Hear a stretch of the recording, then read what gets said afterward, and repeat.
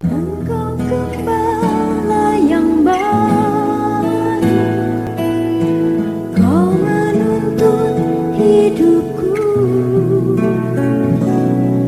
dan bawaku ke air tenang,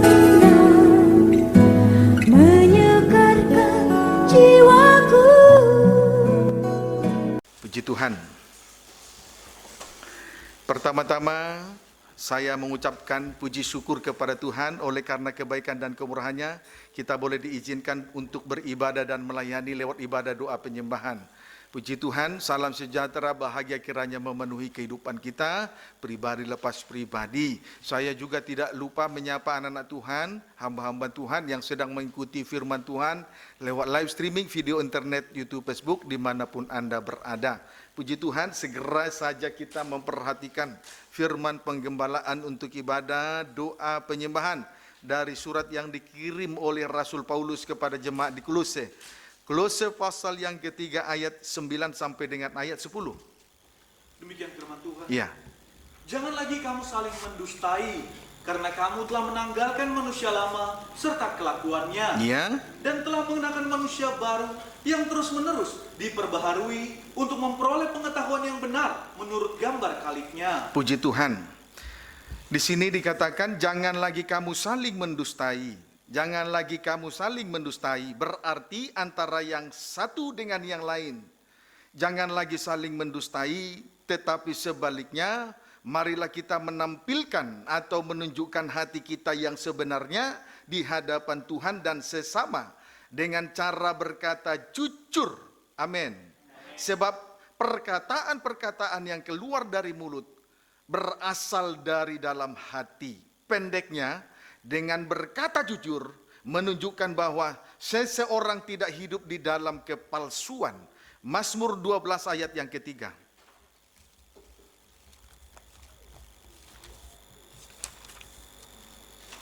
Mazmur 12 ayat yang ketiga, silakan. Ya. Demikian firman Tuhan. Ya.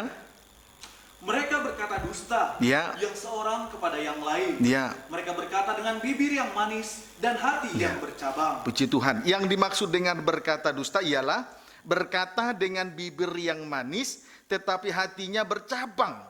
Ya, yang dimaksud dengan berkata dusta ialah berkata dengan bibir yang manis tetapi hatinya bercabang. Berarti hatinya tidak semanis mulutnya. Di luar dan dalam tidak sama. Contoh sebagai contoh, Wahyu 13 ayat 11. Wahyu 13 ayat 11.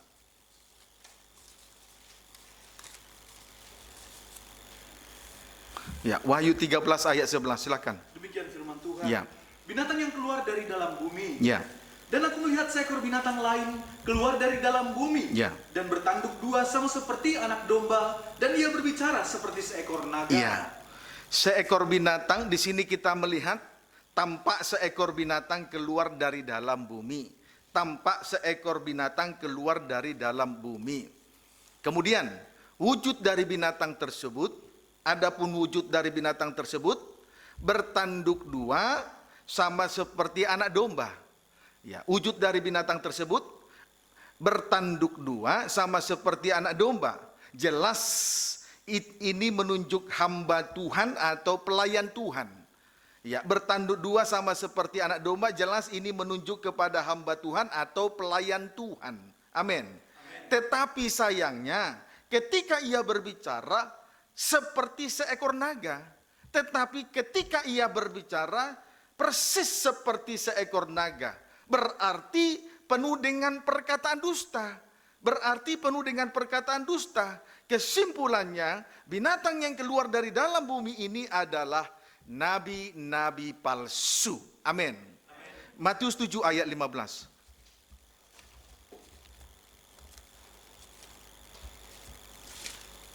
Matius 7 ayat 15.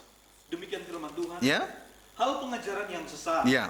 Waspadalah terhadap nabi-nabi palsu Lihat. yang datang kepadamu. Lihat nabi-nabi palsu terus. Yang dengan menyamar seperti domba. Ya. Tetapi sesungguhnya mereka adalah serigala yang buas. Puji Tuhan.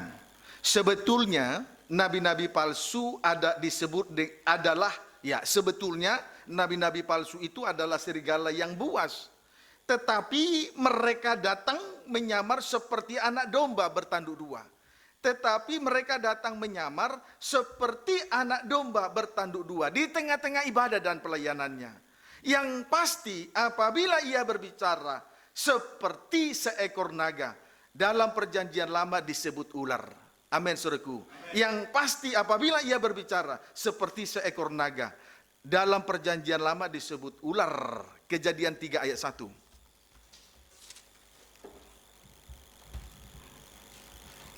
Kejadian 3 ayat 1, silakan. Demikian firman Tuhan. Ya. Manusia jatuh ke dalam dosa. Iya. Adapun ular Ya. ialah yang paling cerdik Ya. dari segala binatang di darat Ya. yang dijadikan oleh Tuhan Allah. Dia, Ular itu berkata kepada perempuan itu, dia, tentulah Allah berfirman, semua pohon dalam taman ini jangan kamu makan buahnya, bukan? puji Tuhan. Adapun ular adalah binatang yang paling cerdik di darat. Adapun ular adalah binatang yang paling cerdik. Ya, ular itu adalah binatang yang paling cerdik dari semua binatang di darat. Amin. Cerdik, tetapi jikalau tidak tulus. Cerdik, tetapi jikalau tidak tulus sama dengan licik. Sama dengan licik, maksudnya perkataannya penuh dengan perkataan dusta. Maksudnya apabila ia berkata-kata, ia berkata dengan perkataan dusta. Sebagai bukti. Ya. Di sini kita melihat ular itu berkata kepada perempuan itu, tentulah Allah berfirman, semua pohon dalam taman ini jangan kamu makan buahnya, bukan? Ya, sebagai bukti ular itu berkata kepada perempuan itu, tentulah Allah berfirman, semua pohon dalam taman ini jangan kamu makan buahnya, bukan? Dalam hal ini ular itu telah berkata dusta. Dalam hal ini ular itu telah berdusta kepada perempuan itu. Tetapi untuk mengetahui ular itu telah berdusta, maka kita harus bandingkan dulu dengan Keluaran pasal 2 ayat 16. Silakan. Tadi ular itu berkata kepada perempuan, tentulah Allah berfirman, semua pohon dalam taman ini jangan kamu makan buahnya, bukan? Nah, sebetulnya ini perkataan dusta kepada perempuan itu. Tetapi untuk mengetahui bahwa ini adalah perkataan dusta, kita harus bandingkan dengan apa yang dikatakan oleh Tuhan dalam Kejadian 2 ayat 16. Silakan. Demikian firman Tuhan. Ya. Lalu Tuhan Allah memberi perintah Nah, kepada manusia. perintah Tuhan Allah kepada Adam dan istrinya. Terus? Semua pohon Ya. dalam taman ini Iya. makan buahnya dengan Semua pohon dalam taman ini boleh kamu makan buahnya dengan bebas. Perintah Allah kepada manusia, semua pohon dalam taman ini boleh kamu makan buahnya dengan bebas. Jadi sudah sangat jelas perkataan ular kepada perempuan itu adalah perkataan dusta. Berarti perkataan ular kepada perempuan itu di dalam Kejadian pasal 3 ayat 1 itu merupakan perkataan dusta. Sebab apa yang telah diperintahkan oleh Tuhan Allah dilarang oleh ular itu untuk memakannya. Sebab apa yang diperintahkan oleh Tuhan Allah kepada Adam dan istrinya dilarang oleh ular itu. Amin, saudaraku. Puji Tuhan. Akibat perkataan dusta dari ular. Ini akibat perkataan dusta, ini harus diperhatikan dengan baik. Puji Tuhan. Akibat perkataan dusta, mari kita melihat.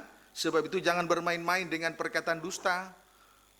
Mari kita lihat akibat perkataan dusta. Kejadian pasal yang ketiga, ayat yang kedua sampai dengan ayat 3. Lalu sahut perempuan itu kepada ular itu, Ya, buah pohon-pohonan dalam taman ini boleh kami makan. iya.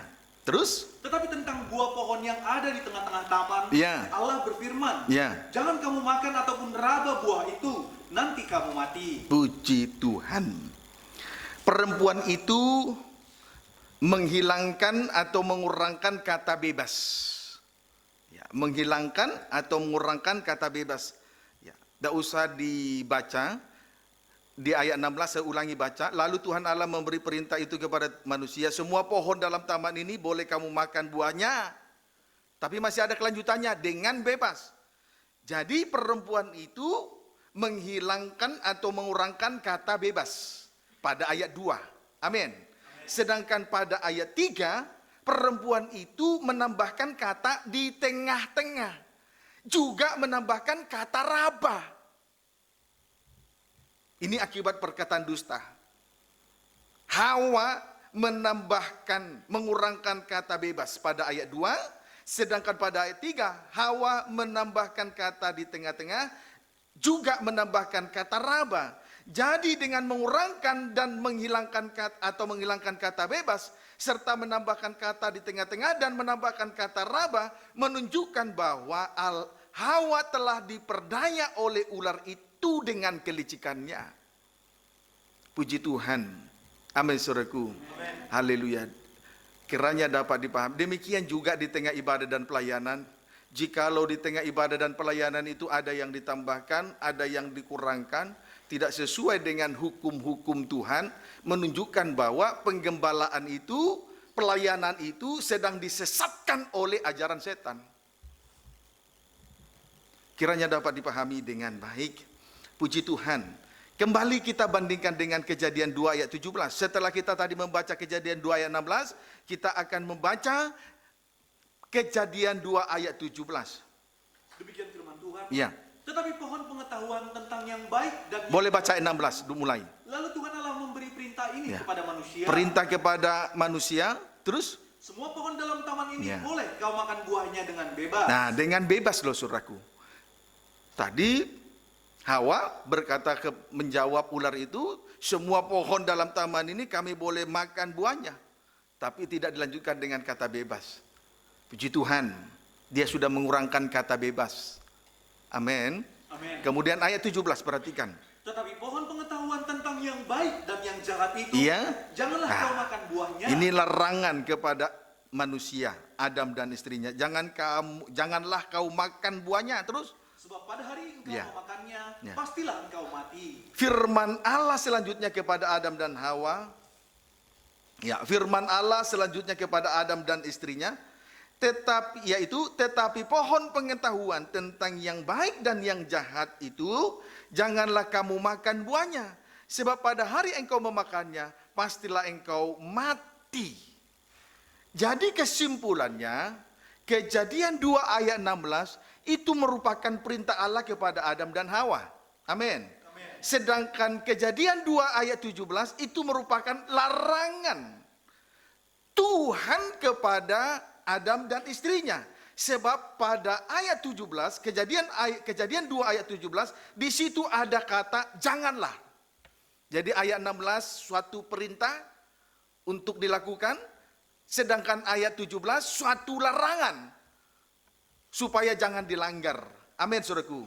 Tetapi pada kalimat larangan tidak ada kata di tengah-tengah dan tidak ada kata raba. Kalau kita perhatikan Kejadian 2 ayat 17, tidak ada kata di tengah-tengah dan tidak ada kata raba. Jadi Hawa sendiri yang menambahkan perkataan atau larangan Tuhan. Itu Kejadian 2 ayat 17. Dapat dipahami, saudara? Puji Tuhan. Haleluya. Dengan demikian, Hawa telah mengurangkan dan menambahkan firman Allah, sebab ia telah diperdaya oleh ular itu. Amin, saudaraku. Kejadian 3 ayat 4. Tetapi ular itu berkata kepada perempuan itu, Iya. sekali-kali kamu tidak Iya. akan mati. Selanjutnya ular itu berkata kepada Hawa. Setelah mendengarkan pernyataan Hawa, selanjutnya ular itu berkata kepada Hawa, sekali-kali kamu tidak akan mati. Di sini kita melihat ular memberi perintah kepada Hawa untuk memakan buah yang dilarang oleh Tuhan Allah untuk dimakan. Dengan alasan sekali-kali kamu tidak akan mati. Kan ayat firman sudah dipelintir oleh ular itu. Amin, saudaraku. Puji Tuhan. Itulah nabi-nabi palsu. Wujudnya seperti seekor anak domba bertanduk dua. Tetapi apabila ia berbicara, persis seperti naga. Dalam perjanjian lama disebut ular. Puji Tuhan. Jadi apa yang diperintahkan oleh Tuhan Allah kepada Adam dan Hawa, justru itu yang dilarang oleh ular. Kejadian 2 ayat 16, Itu perintah Tuhan Allah kepada Adam. Justru itu yang dilarang oleh ular. Kemudian Kejadian pasal 2 ayat 17. Itu adalah hal yang itu adalah larangan oleh Tuhan Allah. Justru itu yang diperintahkan oleh ular untuk dilakukan. Amin, saudaraku. Pendeknya iblis atau setan bertolak belakang dengan cara kerja Allah di dalam penyelamatan manusia. Puji Tuhan. Haleluya. Pendeknya iblis atau setan bertolak belakang dengan cara kerja Allah di dalam penyelamatan manusia itu sendiri. Bertolak-tolakan atau bertolak belakangan. Kiranya dapat dipahami. Amin, saudaraku. Puji Tuhan. Haleluya. Biar kiranya kita di dalam beribadah, di dalam melayani pekerjaan Tuhan seiring dan sejalan, seia dan sekata, sehati dan sepikir dengan Tuhan. Jangan bertolak-tolakan dengan Tuhan. Kalau kita bertolak-tolakan dengan cara kerja Tuhan, berarti tanpa sadar ia adalah pengikut setan. Puji Tuhan. Ini harus disadari, dicermati dengan bijak. Puji Tuhan. Amin. 2 Korintus 6 ayat 11 sampai 12. Jangan bertolak-tolakan lagi ya. Amin. Puji Tuhan. Haleluya. Ya. 2 Korintus 6 ayat 11 sampai 12. 2 Korintus 6 ayat 11 sampai 12. Demikian firman Tuhan. Ya. Jangan ada lagi noda kekafiran. Ya. Hai orang Korintus. Hai orang Korintus. Ini tanda seru, berarti dengan tegas. Hai orang Korintus. Terus Kami telah berbicara terus terang kepada kamu. ya, Hati kami terbuka lebar. hati kami terbuka lebar-lebar bagi kamu. Hai jemaat Korintus. Terus Dan bagi kamu ada tempat yang luas dalam hati kami. bagi kamu ada tempat yang luas dalam hati kami. Terus Tetapi bagi kami hanya tersedia tempat yang sempit di dalam hati kamu. puji Tuhan. Rasul Paulus berkata kepada jemaat di Korintus, dengan tegas di sini kita melihat Rasul Paulus berkata kepada jemaat di Korintus, hati kami terbuka lebar-lebar bagi kamu. Ya, Rasul Paulus dengan tegas berkata, hati kami terbuka lebar-lebar bagi kamu. Maksudnya ialah keberadaan dari sidang jemaat di Korintus ini ada tempat yang luas dalam hatinya. Tetapi sebaliknya, untuk pemberitaan Injil hanya tersedia tempat yang sempit di dalam hati mereka. Di hati jemaat di Korintus ini. Tetapi sebaliknya, untuk pemberitaan Injil hanya tersedia tempat yang sempit di hati jemaat di Korintus. Sebetulnya Tuhan sangat memperhatikan jemaat di Korintus ini, tetapi cara hidup jemaat di Korintus ini bertolak belakang dengan cara kerja Allah. Amin. Bertolak belakang dengan cara kerja Allah. Rasul Paulus membuka hati bagi sidang jemaat di Korintus. Tapi sebaliknya jemaat di Korintus menutup pintu hati mereka terhadap pemberitaan firman. Jemaat di Korintus ini betul-betul bertolak belakang dengan cara kerja Tuhan. Saya tandaskan kembali, jangan kita bertolak-tolakan dengan cara kerja Tuhan dalam ibadah pelayanan, dalam penggembalaan yang Tuhan percayakan ini. Sekalipun saudara mempunyai pendidikan yang tinggi, pengetahuan yang tinggi. Amin. Puji Tuhan. Kiranya dapat dipahami dengan baik. Ayat 13 sampai 16. Lihat lebih jauh lagi bahwa betul-betul jemaat di Korintus ini bertolak-tolakan dengan Tuhan. Lihat, baca ayat 13 sampai 16. Maka sekarang Ya.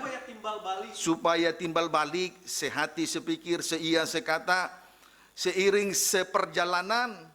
Terus? aku berkata seperti kepada anak-anakku. Iya. Bukalah hatimu selebar-lebarnya. Iya, terus?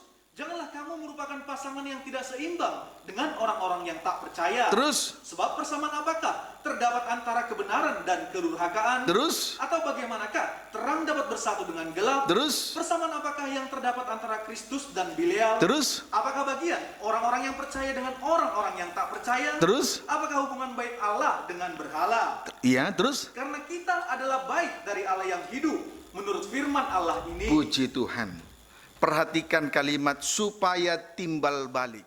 Rasul Paulus berkata supaya timbal balik. Maksudnya supaya tidak bertolak belakang. Rasul Paulus berkata jemaat di Korintus, bukalah hati kamu selebar-lebarnya untuk pemberitaan Injil. Puji Tuhan. Tujuannya ialah supaya jemaat di Korintus ini tidak bertolak belakang dengan cara kerja Allah. Puji Tuhan, praktek bertolak belakang dengan cara kerja Allah. Praktek bertolak belakang. 1, ada 5. 1, kebenaran bertolak belakang dengan kedurhakaan. 1, kebenaran bertolak belakang dengan kedurhakaan. Puji Tuhan, mari kita buktikan.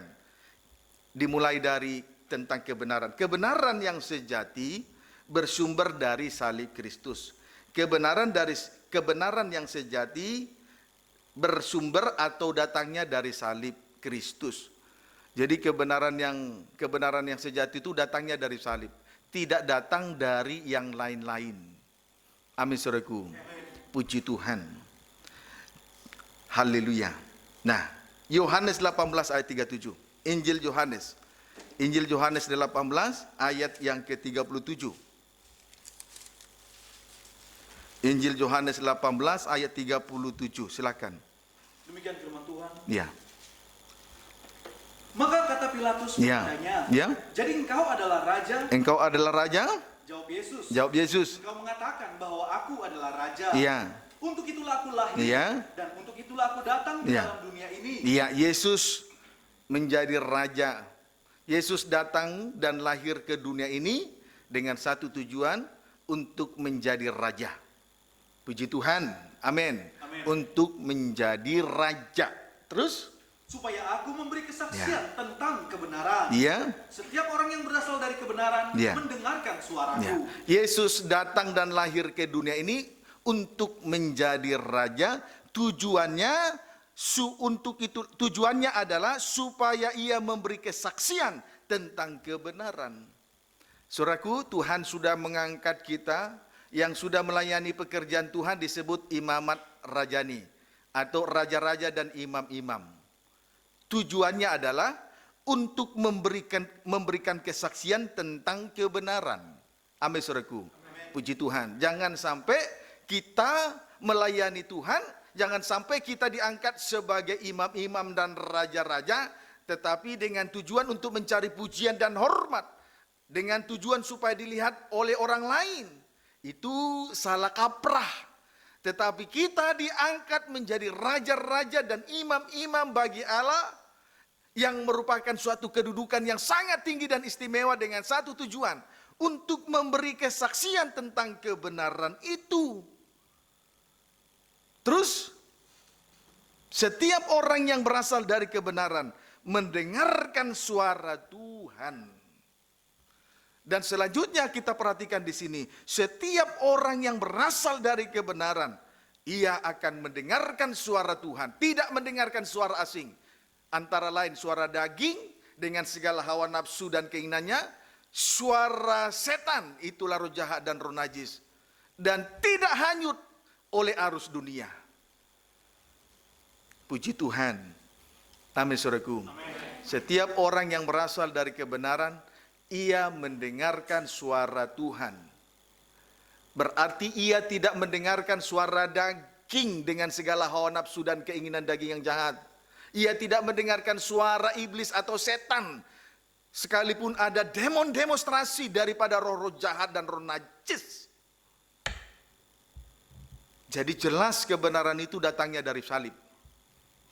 Sekarang kita bandingkan dengan kedurhakaan. Kedurhakaan artinya Seseorang yang memberontak kepada kebenaran yang sejati, memberontak kepada salib. Kedurhakaan artinya seseorang yang memberontak kepada kebenaran yang sejati, yaitu salib Kristus. Amin, saudaraku. Puji Tuhan. Sekarang yang kedua. Dua, terang bertolak belakang dengan gelap. Terang bertolak belakang dengan gelap. Terang artinya, istri pertama, terang artinya jelas atau nyata. Itu terang. Terang artinya jelas atau nyata. Yohanes 1 ayat 5. Injil Yohanes 1 ayat 5. Ya. Demikian firman Tuhan. Ya. Firman yang telah menjadi manusia. Kita tepat ya. Yohanes 1 ayat 5. Terang itu bercahaya di dalam kegelapan. Iya, terang itu bercahaya. Terus Dan kegelapan itu tidak menguasainya. puji Tuhan. Terang itu bercahaya di dalam kegelapan, saudara. Amin. Dan kegelapan itu pasti tidak menguasainya. Puji Tuhan. Sedangkan gelap artinya tidak terang atau tidak nyata. Dengan lain kata, kelam dan suram. Ya, gelap artinya tidak terang atau tidak nyata. Dengan lain kata, kelam dan suram. Sedangkan persamaan dari gelap ialah malam. Sedangkan persamaan dari gelap ialah malam. Amin. 1 Tesalonika 5 ayat 5 sampai 7. Ya. Demikian firman Tuhan. Ya. Berjaga-jaga. Berjaga-jaga. Karena kamu semua adalah anak-anak terang. Kamu semua adalah anak-anak terang. Amin. Amin. Puji Tuhan. Begitu dibaca langsung dicahut. Ulangi. Karena kamu semua adalah anak-anak terang. Amin. Puji Tuhan. Terus. Dan anak-anak siang. Ya, terang sama dengan siang. Terus. Kita bukanlah orang-orang malam. Iya. Atau orang-orang Malam kegelapan. sama dengan kegelapan. Kegelapan sama dengan malam. Ayat 6. Sebab itu baiklah jangan kita Ya. tidur. Jangan seperti tidur. orang-orang lain, Terus. tetapi berjaga-jaga dan sadar. Ya. Puji Tuhan. Ayat 7. Sebab mereka yang tidur, Ya. tidur waktu malam. Terus. Dan mereka yang mabuk, mabuk waktu malam. Puji Tuhan. Haleluya. Saudaraku, kita mulai melihat, dimulai dari terang. Terang itu jelas dan nyata. Itu sama dengan siang. Sedangkan gelap sama dengan malam. Tidak bercahaya. Tidak nyata. Puji Tuhan. Sekarang lanjut. Pekerjaan di waktu malam ada dua. Pekerjaan di waktu malam ada dua. Satu, tidur. Dua, mabuk. Amin. Amin. Tadi malam sama dengan gelap atau gelap sama dengan malam. Sementara pekerjaan di waktu malam ada dua. Satu, tidur. Dua, mabuk. Puji Tuhan. Istri pertama tidur, itu menunjuk si pemalas. Orang yang suka tidur menunjuk kepada si pemalas. Ya. Gambarannya seperti pintu. Gambarannya seperti pintu berputar pada engselnya. Ya, berputar pada engselnya. Demikianlah si pemalas di tempat tidurnya. Amsal 24 ayat 14. Amin, saudaraku. Tidur itu menunjuk kepada si pemalas. Itu pekerjaan daripada si pemalas. Nah, digambarkanlah seperti pintu yang berputar pada engselnya. Demikianlah si pemalas di tempat tidurnya. Sesuai dengan Amsal 26 ayat 14. Amin, saudaraku. Pendeknya, zona atau wilayah dari si pemalas ialah ya di seputar tempat tidur. Zona atau wilayah daripada si pemalas ialah tempat tidur. Puji Tuhan. Kiranya dapat dipahami dengan baik. Orang malas pasti suka tidur. Zona dan wilayahnya ya di seputar tempat tidur, tidak jauh dari tempat tidur. Cium bantal aja sudah langsung tidur kok. Ya. Puji Tuhan. Tergeletak cium bantal, bau bantal sudah langsung tidur. Itu si pemalas itu.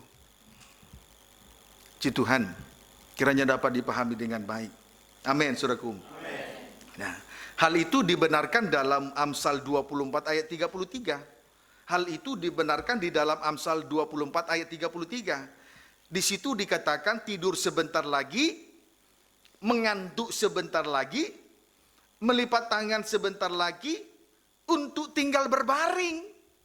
Jadi pekerjaannya tidur, mengantuk, lipat tangan. Itu si pemalas.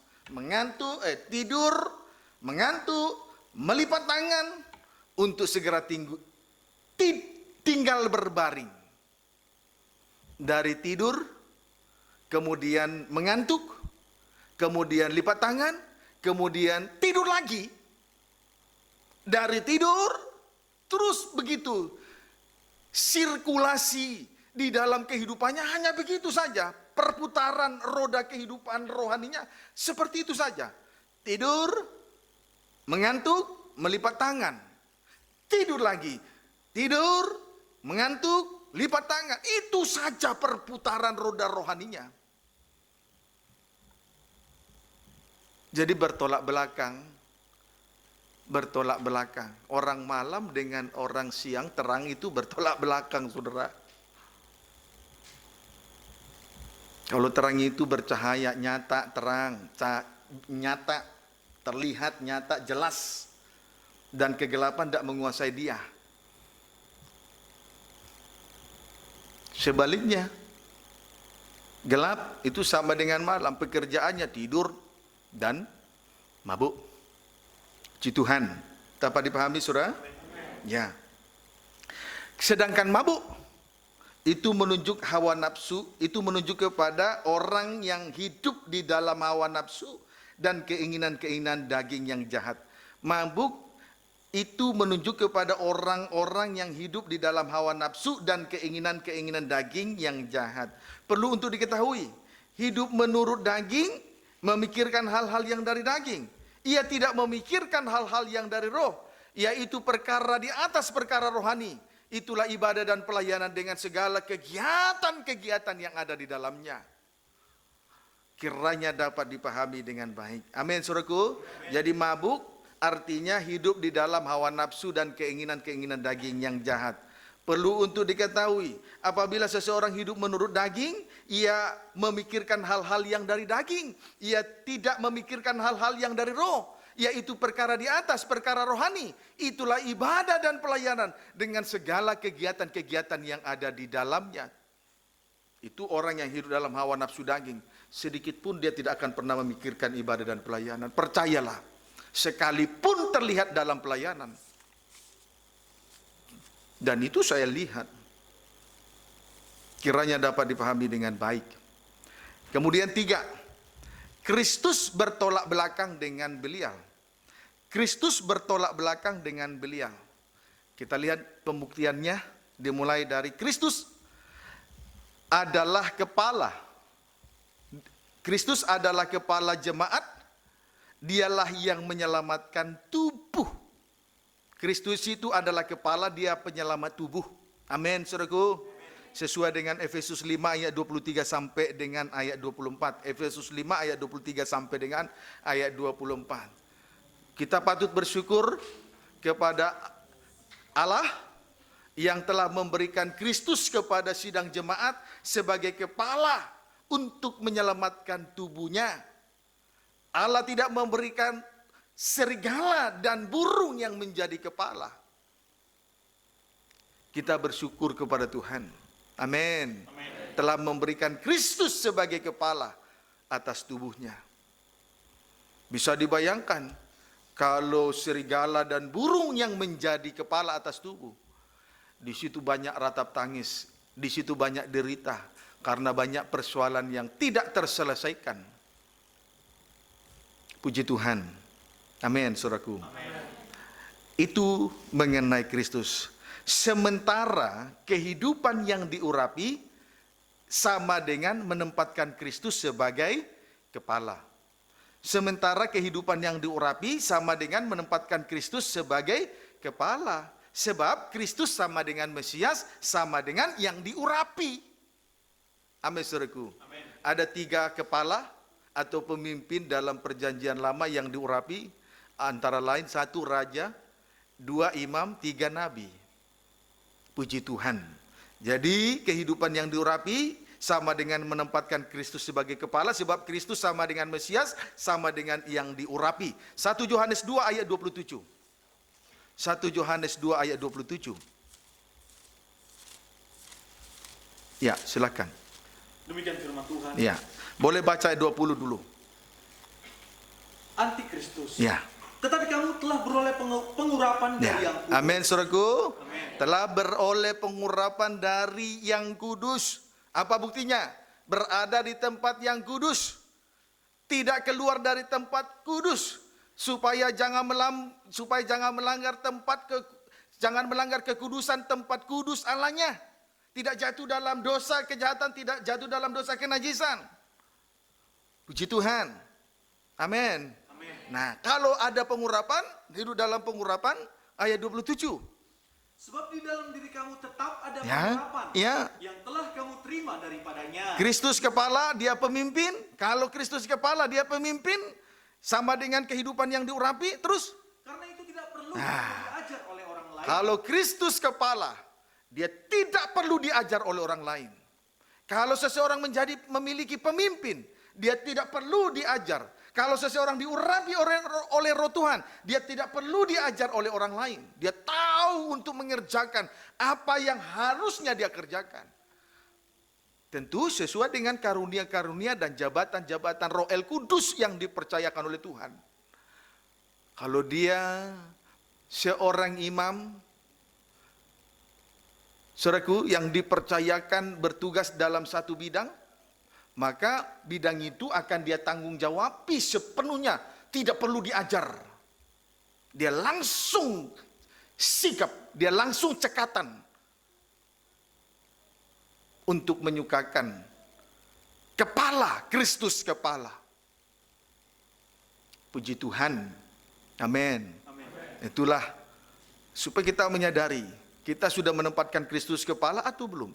Kita ini sudah dalam pengurapan penuh atau belum? Dari situ kita melihat. Kemudian, terus?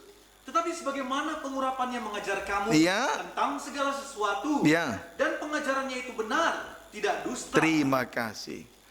Dan roh itu kalau seseorang hidup dalam pengurapan, maka pengurapan itu akan mengajar dia tentang segala sesuatu. Dan ajarannya itu dan pengajarannya itu benar, tidak dusta. Puji Tuhan. Amin. Amin. Itulah sedikit tentang Kristus. Sekarang Belial. Ya, Belial adalah julukan atau nama yang diberikan kepada iblis atau setan. Ya, Belial adalah julukan atau gelar atau nama yang diberikan kepada iblis atau setan. Amin, saudaraku. Amin. Sama dengan Yesus anak Allah. Julukannya banyak, gelarnya banyak. Disebut juga anak domba Allah yang disembelih. Amin. Banyak julukannya. Disebut juga imam besar.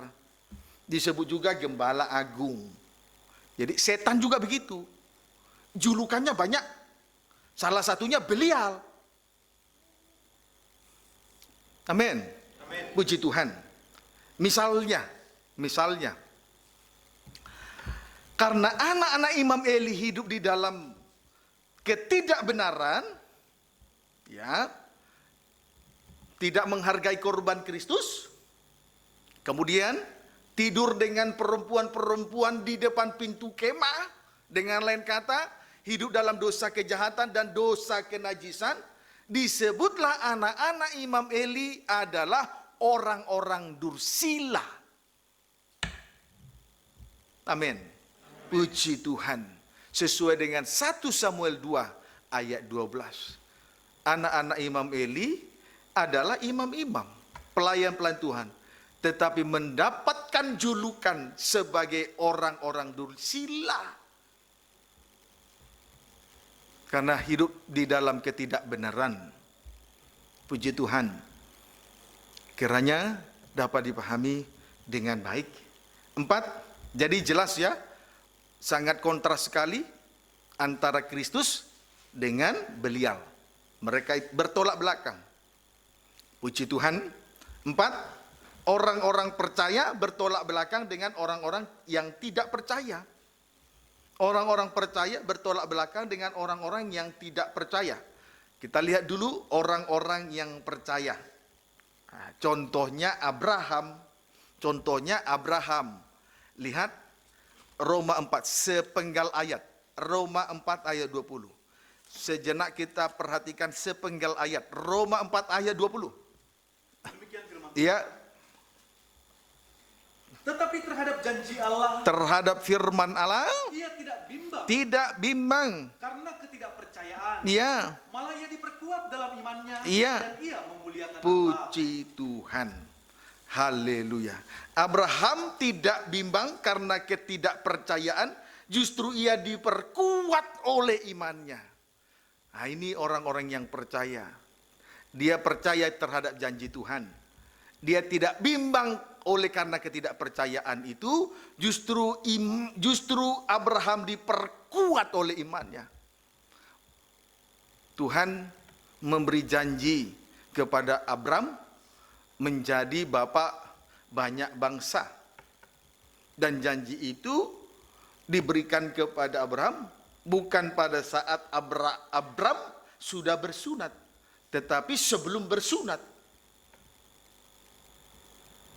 Janji itu sudah turun kepada Abraham.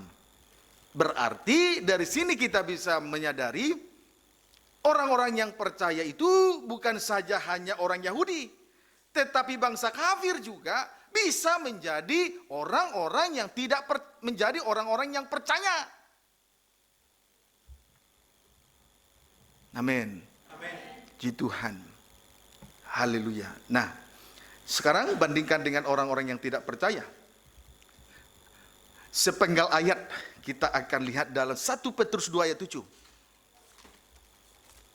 1 Petrus 2 ayat 7. Baca. Demikian firman Tuhan. Ya. Boleh baca ayat 6 mulai? Sebab ada tertulis Ada. dalam kitab suci, Tertulis. Nas firman. Terus? sesungguhnya aku meletakkan di Sion sebuah batu yang terpilih, Allah meletakkan di Sion sebuah batu yang terpilih. Terus? sebuah batu penjuru yang Batu mahal. penjuru. Kemudian batu yang mahal. Terus? Dan siapa yang percaya kepadanya tidak akan dipermalukan. Siapa yang percaya kepada salib Kristus tidak dipermalukan. Sebab siapa yang percaya kepada salib Kristus diberkati oleh Tuhan. Amin. Diberkati oleh Tuhan. Dipelihara, dilindungi, dibela oleh Tuhan. Sebab kalau rumah dibangun di atas batu penjuru, yang batu yang mahal, sekalipun menghadapi 3 jenis ujian, antara lain turunlah hujan, 1 ujian dari atas, kemudian datanglah banjir, itu merupakan dosa kenajisan. Turunlah ujian dari atas, itulah tipu daya daripada iblis setan. Kemudian datanglah banjir, itulah dosa kenajisan. Dan angin melanda rumah itu, itulah angin-angin pengajaran palsu. Tapi rumah itu tidak rubuh, karena rumah itu didirikan di atas batu penjuru yang mahal. Sebab itu betul-betul siapa yang percaya kepada batu penjuru tidak dipermalukan, diberkati, dipelihara, dilindungi sampai Tuhan datang pada kali yang kedua. Sekarang bandingkan dengan orang yang tidak percaya. Ayat 7. Karena itu bagi kamu yang percaya, Ya. ia mahal. Iya mahal. Terus? Tetapi bagi mereka yang tidak Nah, percaya, orang-orang yang tidak percaya, terus batu yang telah dibuang oleh tukang-tukang bangunan, tidak menghargai korban Kristus seperti ahli-ahli bangunan. Batu itu telah dibuang oleh tukang-tukang bangunan. Tidak menghargai korban Kristus. Terus? telah menjadi batu penjuru, Ya. juga telah menjadi batu sentuhan, Ya. dan suatu batu Puji sandungan. Tuhan. Orang-orang yang tidak percaya di sini tidak menghargai korban Kristus. Orang-orang yang tidak menghargai, orang-orang yang tidak percaya di sini itulah ahli-ahli bangunan. Itu menunjuk ahli-ahli Taurat, imam-imam kepala, dan tua-tua dari orang-orang Yahudi. Mereka inilah yang menyalibkan Yesus, membuang batu yang mahal itu, atau batu yang telah dibuang oleh tukang-tukang bangunan, tidak menghargai korban Kristus. Puji Tuhan. Orang-orang yang tidak percaya, tidak menghargai korban Kristus, orang-orang yang tidak percaya, sekalipun berada di tengah ibadah dan pelayanan, dia tidak akan mau memikul salibnya. Ini orang-orang yang tidak percaya. Kenapa orang tidak mau memikul salibnya?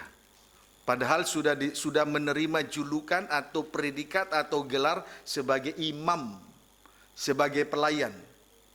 Karena dia adalah orang-orang yang tidak percaya, bagian dari orang-orang yang tidak percaya. Puji Tuhan. Amin. Kalau tidak mau memikul salib di tengah ibadah dan pelayanan, sekalipun seseorang ada di tengah ibadah dan pelayanan, disebutlah itu bagian dari orang-orang yang tidak percaya. Puji Tuhan. Haleluya. Maka seorang imam tidak boleh susah memikul salib, tidak boleh susah diatur untuk melayani pekerjaan Tuhan. Dengan menggunakan capek, saya sudah capek, tadi siang saya sudah banyak kerja. Kalau seorang imam masih suka menggunakan bahasa semacam ini golongan dari orang-orang yang tidak percaya.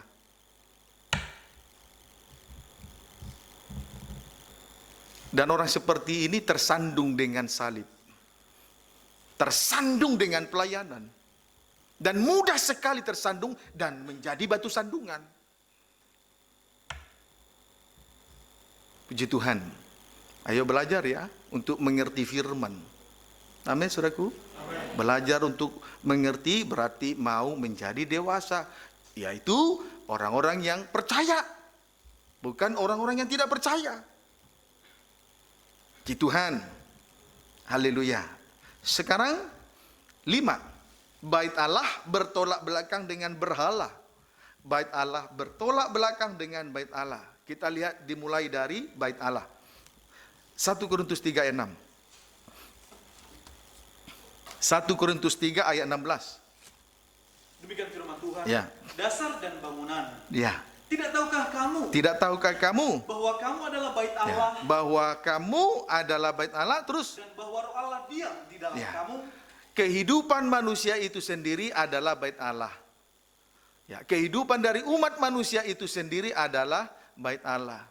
Dan fungsi dari bait Allah adalah tempat roh Allah berdiam. Itu fungsinya. Puji Tuhan, itu fungsinya. Tempat roh Allah berdiam.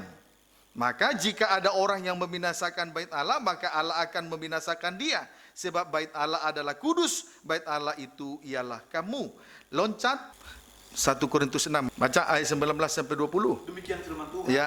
Atau tidak tahukah kamu Ya. bahwa tubuhmu adalah bait Roh Kudus? Bait roh Allah itu tempat roh Allah, bait Roh Kudus disingkat bait Roh Kudus, terus Yang diam di dalam kamu. tadi sudah diterangkan. Jadi kehidupan dari umat manusia itu sendiri adalah bait Allah, kegunaannya atau fungsinya adalah sebagai tempat roh Allah berdiam. Nah, kemudian di sini juga sudah dijelaskan bait Roh Kudus. Kehidupan kita ini bait Roh Kudus. Terus Roh Kudus yang kamu peroleh dari Allah. diperoleh atau diterima. Jadi bukan karena dicari, diperoleh, diberikan. Terus Dan bahwa kamu bukan milik kamu sendiri. nah, semakin diperjelas. Terus Sebab kamu telah dibeli dan harganya telah lunas dibayar. nah, terus Karena itu muliakanlah Allah dengan Ya. tubuhmu. puji Tuhan. Bait Allah tadi tempat roh Allah berdiam. Ya, bait Allah itulah kehidupan dari umat manusia, fungsinya sebagai tempat roh Allah berdiam. Kemudian di sini juga dijelaskan, bait Allah itu tempat roh Allah berdiam. Dan kalau bait Allah adalah tempat roh Allah berdiam, maka menjadi bait Allah yang hidup, bukan bait Allah yang mati. Karena oleh roh itu, oleh karena roh itu kita memuliakan Tuhan. Menjadi bait Allah yang hidup. Kalau tidak ada roh Allah, menjadi bait Allah yang mati. Tetapi oleh karena roh itu, kita tubuh ini, hidup ini memuliakan Tuhan. Amin, saudaraku. Amin. Itulah sekilas tentang bait Allah. Tempat roh Allah, sehingga oleh roh itu kita terus memuliakan Tuhan. Kita tidak mampu berbuat sesuatu Bahkan perkara kecil kita tidak mampu lakukan kalau Roh Allah tidak ada diam di dalamnya. Puji Tuhan. Haleluya. Amin, saudaraku. Amin. Tetapi kalau Roh Allah diam di dalamnya, kita akan memuliakan Tuhan oleh Roh itu. Sekalipun susah, sekalipun sakit, sekalipun itu betul-betul dalam pergumulan yang berat, tetapi kalau Roh itu berkobar-kobar, apapun bisa kita kerjakan. Seperti Serubabel, bagi gunung yang besar di hadapannya menjadi rata. Tetapi kalau tidak ada Roh Allah berkobar-kobar, pekerjaan kecil pun tidak akan sanggup dia lakukan. Bahkan pekerjaan itu menjadi sandungan. Dia tersandung dengan pekerjaan kecil. Itulah bait Allah. Amin. Kemudian kita bandingkan dengan berhala. Berhala artinya segala sesuatu yang melebihi dari Tuhan. Segala sesuatu yang melebihi dari Tuhan. Misalnya, meninggalkan Tuhan atau meninggalkan ibadah pelayanan karena pekerjaan, karena menuntut ilmu atau pendidikan, karena usaha, kedudukan, jabatan, atau karena uang, atau karena kesibukan di atas muka bumi ini. Kalau itu yang menjadi prioritas utama, itu disebut berhala. 2, kebenaran diri sendiri, itu juga berhala. Atau B, kebenaran diri sendiri itu berhala. C, kekerasan hati, itu juga berhala. Jadi sekalipun seseorang tidak mendirikan arca, terapim, atau patung, kalau dia mengeraskan hati, itu penyembahan berhala. Puji Tuhan. Amin, saudaraku. Puji Tuhan. Sekarang timbul pertanyaan. Tidak usah ditulis lagi, tapi boleh kita baca. 2 Korintus 6, ayat yang ke-16. Tadi sudah dibaca, kita kembali untuk diingatkan saja dari apa yang sudah dibaca di atas tadi. Di dalam 2 Korintus 6, 2 Korintus 6 ayat 16, baca. Apakah hubungan bait Allah dengan berhala? Ya, apakah hubungan bait Allah dengan berhala? Terus? Karena kita adalah bait dari Allah yang hidup. Ya. Menurut firman Ya. Allah ini. Sekarang timbul pertanyaan bagi kita. Apakah hubungan bait Allah dengan berhala? Jawabnya ialah dengan tandas, saya katakan, tidak ada. Dengan tandas saya jawab malam ini, tidak ada. Ya. Sekarang timbul pertanyaan, apakah hubungan bait Allah dengan berhala? Dengan tandas saya jawab, tidak ada. Amin. Yang benar adalah hubungan antara Kristus dengan jemaat. Yang benar adalah hubungan antara Kristus dengan jemaat atau bait Allah. Itulah disebut dengan hubungan nikah sesuai dengan Efesus 5 ayat 32. Amin. Puji Tuhan. Tidak ada. Apa hubungan bait Allah dengan berhala? Dengan tanda saya jawab, tidak ada. Yang benar adalah hubungan antara Kristus dengan sidang jemaat atau bait Allah. Yaitu hubungan nikah. Puji Tuhan. Dengan lain kata, bait Allah itu terikat dengan Kristus sebagai kepala. Puji Tuhan. Tidak terikat dengan berhala. Tidak terikat dengan perkara lahiriah di bumi ini. Tidak terikat dengan segala yang ada di bumi ini. Sebab tidak ada hubungan antara bait Allah dengan berhala. Tidak ada. Tetapi antara bait Allah dengan Kristus ada hubungannya. Yaitu hubungan nikah. Kalau berbicara nikah, berarti berbicara tentang kesatuan. Suami dengan istri sudah satu. Tidak boleh dipisahkan oleh apapun. Kecuali maut yang memisahkan. Tidak boleh dipisahkan oleh kejahatan dan kenajisan. Tidak boleh dipisahkan oleh daging dengan keinginannya. Tidak boleh dipisahkan oleh situasi kondisi apapun yang berasal dari dunia ini. Puji Tuhan. Kiranya dapat dipahami dengan baik. Amin, saudaraku. Puji Tuhan. Haleluya. Maka kalau kita baca di sini kalimat berikutnya, boleh baca, aku akan diam bersama, aku akan diam terus.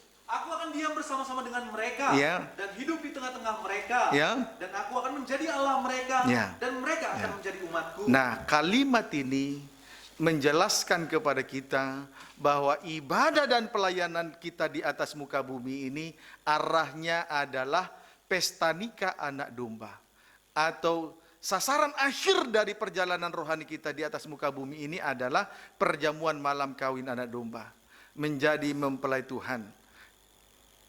Amin, saudaraku. Menjadi mempelai Tuhan. Menjadi itulah yang digambarkan dengan Yerusalem yang baru, yang turun dari surga, dari Allah, yang berhias bagaikan pengantin perempuan yang berdandan untuk suaminya. Puji Tuhan. Kiranya dapat dipahami dengan baik. Kita bersyukur kepada Tuhan. Karena Tuhan tidak berhenti untuk terus memberkati kita lewat banyak pengertian, banyak hal yang Tuhan sudah berikan kepada kita, dan kita mengucap syukur, kita hargai, tidak diabaikan begitu saja. Sebab itu jangan lagi kita saling mendustai antara seorang demi seorang, tapi mari kita menampilkan, menunjukkan hati kita kepada Tuhan, menampilkan hati kita kepada sesama dengan cara berkata jujur. Sebab semua perkataan yang keluar dari mulut berasal dari hati. Puji Tuhan. Jangan sampai kita berbulut manis tapi hati bercabang. Sama seperti binatang, seekor binatang yang keluar dari dalam bumi.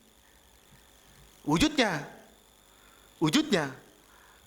bertanduk dua, wujudnya seekor domba bertanduk dua, tetapi kalau berbicara seperti seekor naga, penuh dengan kepalsuan.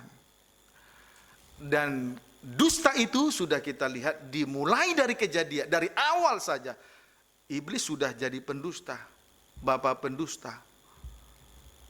Memutar balik fakta. Apa yang diperintahkan oleh Tuhan kepada Adam, justru itu yang dilarang oleh bapa pendusta. Kemudian apa yang dilarang oleh Tuhan untuk tidak dilakukan, justru itu yang diperintahkan oleh bapa pendusta kepada Hawa. Sehingga Hawa terperdaya oleh kelicikan binatang yang paling cerdik dari binatang yang paling cerdik dari antara semua binatang adalah ular. Kalau cerdik tidak tulus, nanti perkataannya dusta. Kalau hanya cerdik, hanya pintar, seperti ahli bangunan, itulah ahli Taurat, imam kepala dan tua-tua, tetapi tidak tulus, dia memutar balik fakta. Itu Rasul Paulus berkata di dalam 1 Korintus pasal 3, Tuhan mencari orang bodoh untuk mempermalukan hikmat dunia. Tuhan mencari yang lemah dari antara orang di dunia untuk mempermalukan orang yang kuat dari dunia. Puji Tuhan. Sebab itu jangan lagi kita saling mendustai seorang demi seorang. Kembar saja tidak satu loh, tetap seorang demi seorang. Bahkan suami istri seorang demi seorang, walaupun sudah satu. Amin. Supaya jangan bertolak-tolakan kita dengan cara kerja Tuhan. Gak boleh bertolak-tolakan. Seringkali kita bertolak-tolakan dengan cara kerja Tuhan. Tuhan maunya efisien, efektif di dalam melayani pekerjaan Tuhan, ada aturan-aturannya. Tetapi terkadang bertolak belakang karena malas. Puji Tuhan. Nah, tapi yang pasti Tuhan melihat apa yang kita kerjakan di atas muka bumi ini. Apa yang kita tabur, itu yang kita tuai. Menabur dikit dalam melayani pekerjaan Tuhan, menuai sedikit. Menabur banyak, menuai banyak. Tuhan melihat. Tuhan tidak curang. Amin, saudaraku. Amin. Tuhan itu adil. Dia melihat. Jangan kita mau coba-coba curang. Jadi kalau ke depan, masa depan tidak indah, jangan salahkan Tuhan. Jangan salahkan situasi, kondisi, apalagi penggembalaan ini. Kita sudah dapat pengertian. Karena pengajaran mempelai memberi pengertian besar dan luas. Karena kerajaan surga itu luas. Tidak sesempit, tidak setumpul cara berpikir manusia. Dan suasana surga itu begitu indah. Dan kalau kita mengikuti cara kerja Tuhan tidak bertolak-tolakan, kita dibuat menjadi indah. Haleluya. Kita dibuat menjadi indah. Malam ini kita akan menikmati keindahan surgawi. Kita akan tersungkur di kaki salib Tuhan. Tuhan Yesus memberkati kita semua.